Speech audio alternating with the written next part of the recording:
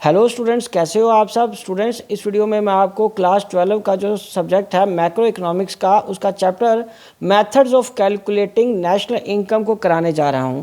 तो स्टार्ट करते हैं इस चैप्टर को।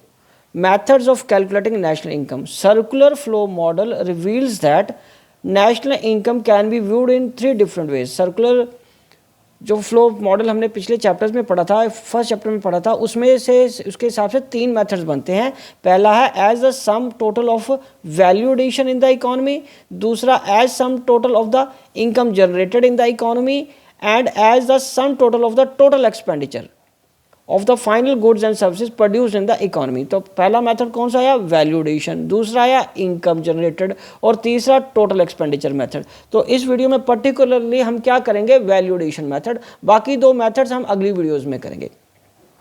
तो गाइस स्टार्ट करते हैं वैल्यू एडेड और प्रोडक्ट मेथड, जिसका दूसरा नाम प्रोडक्ट मेथड भी है। So value added method measures national income in terms of the value addition by each producing enterprise in the economy during an accounting year. This is also known as industrial origin method और net output method. Estimation of the contribution of all producing enterprises to production in the domestic territory, okay बच्चे, of the country during the year is equal to the market value of GDP, जिसको हम क्या बोलते हैं? Gross domestic product at market price.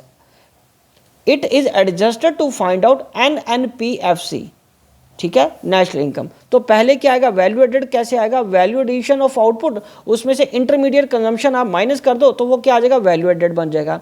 और value of output हम किसको बोलते हैं? सेल्स को। इफ इंटायर स्टॉक या इंटायर आउटपुट जितनी भी है हमारी सोल्ड हो जाए ड्यूरिंग द ईयर, उस पर्टिकुलर ईयर में। और उसके बाद बच्चों वैल्यू ऑफ आउटपुट को एक और भी तरीका है कैलकुलेट करने का, वो है सेल में से डेल्टा स्टॉक, मतलब change in stock. If some unsold stock remain, ठीक है, कोई थोड़ा सामान अनसोल्ड रह जाए तो उसको भी हम चेंज ऐड कर लेते हैं वैल्यू ऑफ आउटपुट में। चेंज इन स्टॉक जिसको कि हम डेल्टा, दिस इज साइन, ये जो ग्रीक वर्ड है इसका है डेल्टा, ओके, डेल्टा बोलते हैं। डेल्टा मतलब चेंज को रिप्रेजेंट करता है, closing stock minus opening stock, ठीक है बच्चों। और उसके बाद इंटरमीडिएट कंजम्पशन कितनी है? इंटरमीडिएट कंजम्पशन है, it refers to the value of non factor out inputs, all inputs other than the factor inputs of land, labour, capital and entrepreneurship. Primarily it includes value of raw material used in the process of production, so GDP-MP क्या है? GDP-MP है gross value added by all producing enterprises within the domestic territory of a country during the period of 1 year, okay बच्चों। और दूसरा है market value of final goods and services produced in the economy during the period of 1 year. Now हमें क्या find करना है? Net national product at factor cost, जिसको हम नेशनल इनकम बोलते हैं, वो कैसे फाइंड करेंगे? उसके लिए हमें सबसे पहले क्या चाहिए? NDP-MP, national domestic product at market price. उसमें क्या है? जितना GDP हमने ये जो कैलकुलेट किया है उसमें से डेप्रिसिएशन माइनस कर दो, ये आपका फर्स्ट पॉइंट आ गया। उसके बाद सेकंड पॉइंट है net domestic product eight factor cost कैसे कैलकुलेट करेंगे? वो NDP-MP, ये जो हमने कैलकुलेट किया उसमें से नेट इनडायरेक्ट टैक्सेस को माइनस कर दो। और लास्ट में थर्ड में क्या आएगा जिसको कि हमने नेशनल इनकम कैलकुलेट करना है? वो आ जाएगा NNPFC, net national product factor cost, जो कि जिसको कि हम नेशनल इनकम कैलकुलेट बोलते हैं, वो कैसे आ जाएगा?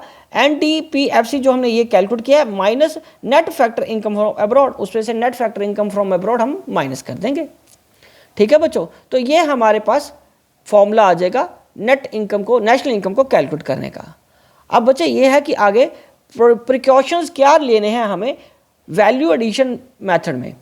सो पहला प्रिकॉशन है value of sale and purchase of second hand goods is not to be included in the estimation of value addition और GDP, बिकॉज जो सेकेंड हैंड गुड्स हैं वो ऑलरेडी अकाउंटेड हो चुकी हैं जिस साल वो प्रोड्यूस हुई थी, जिस साल जो हम प्रोड्यूस करी थी ना उनके ईयर ऑफ प्रोडक्शन में, उस साल उनको हम ऐड कर चुके हैं। तो सेकेंड हैंड को दोबारा ऐड नहीं करेंगे, और करेंगे तो वो क्या हो जाएगा? Double counting.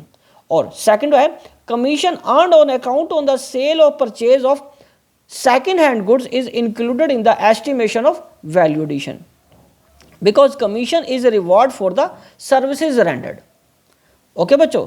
और अब तीसरा क्या है? On account production of goods of the producing unit is taken into account because these goods are like those goods produced in the economy.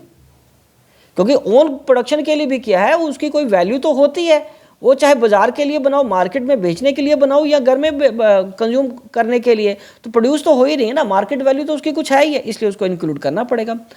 Imputed value of production for self consumption is also to be taken into account. Next, a value of intermediate good is not included in the estimation of value addition. तो understood है, intermediate goods को हमने add नहीं करना. उसके बाद imputed rent of the owner's occupied house is to be taken into account because all the houses have rental value no matter these are self occupied or rented out.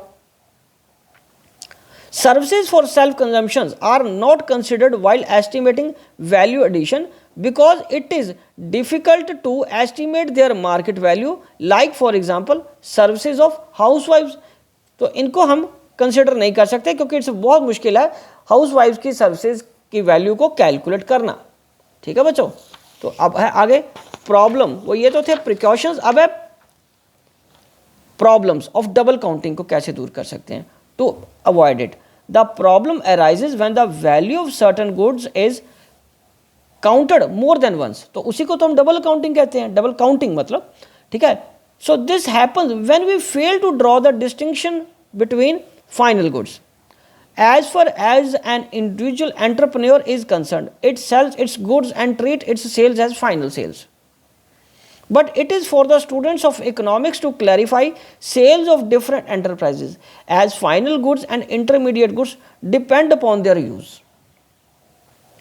ठीक है जी. तो किस पे डिपेंड करता है फाइनल गुड कि उसका use कहाँ हुआ है. तो कोई भी गुड आपको पता फाइनल या इंटरमीडिएट नहीं होती, उसका डिपेंड करता है उसका एंड यूज कहाँ पे हो रहा है. ठीक है बच्चे. चलिए अब हाँ, two ways to avoid it. दो तरीके कौन से हैं उसको अवॉइड करने के लिए.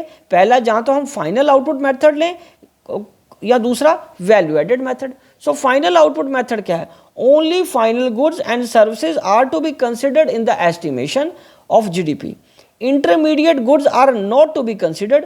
We know the final goods are those goods which have crossed the boundary line of production and which are ready for the use of their final users, who may be consumers या producer, कोई भी हो सकता है. ठीक है. So intermediate goods are not to be considered as these are within the boundary line of production and are not yet ready for the used by the final users. So only the value of final goods will be included in the estimation of GDP. ठीक है बच्चों. चलिए अब दूसरा method है value addition method. According to this method, sum total of value added to all the producing units within the domestic territory of the country is to be considered in the estimation of GDP. So value added refers to the difference between value of output and the value of intermediate consumption of each producing unit in the country. Okay जी. जितना value addition हुआ different stages पे उसको हम add कर लेंगे. ठीक है बच्चों. तो इसी के साथ ये वैल्यू एडिशन वाला मेथड कंप्लीट होता है और मैं ये वीडियो भी यहीं कंक्लूड करता हूँ. आई होप कि आपको अच्छे से समझ आ गया होगा. आप इसी तरह मेरे चैनल को सब्सक्राइब करके वीडियोस देखते रहिए और अपना कोर्स कंप्लीट करते रहिए. Wishing you good luck.